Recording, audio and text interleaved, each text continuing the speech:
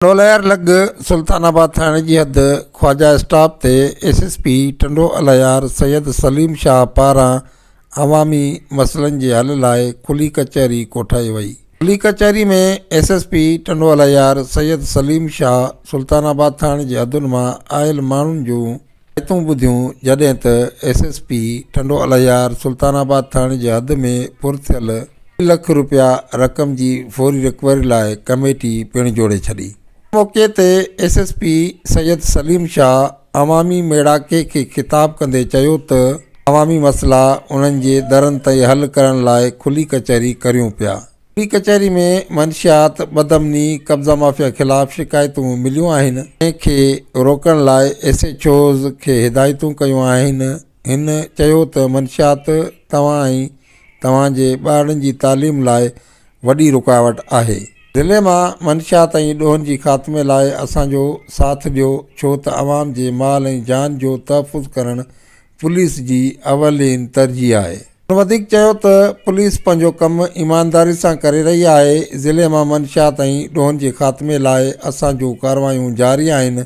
मंशियात फ़रोश ऐं ॾोही सरगर्मियुनि में मुलविस जवाबदार केॾा बि बाअसर छो न हुजनि, खेनि कंहिं बि सूरत बख़्श न कयो वेंदो।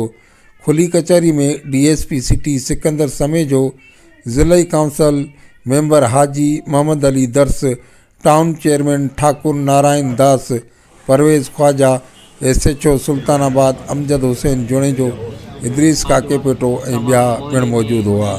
SM official Tando Allahyar. जेके आहिनि चोरी जा मसइला हुआ, 2-3 जेके पेश थिया हिते केटल थेफ्ट जा, उन खां अलावा कुझु रेवेन्यू जा हुआ, कुझु इंक्रोचमेंट जो ऐं ट्रैफिक जा मसइला हुआ।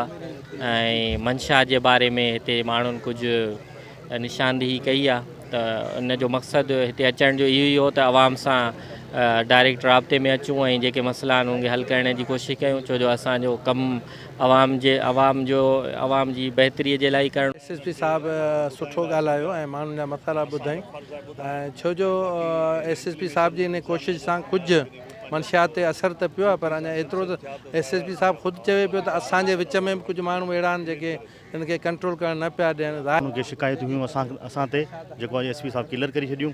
बाक़ी जेके बि मसइला असां इन सां गॾु आहियूं, चाहे चोरी हुजे चाहे मंशियात हुजे, माण्हू अॻियां अचनि ऐं बाक़ाइदे नाला वठनि ऐं इन शइ में बाक़ाइदे असां गॾु आहियूं।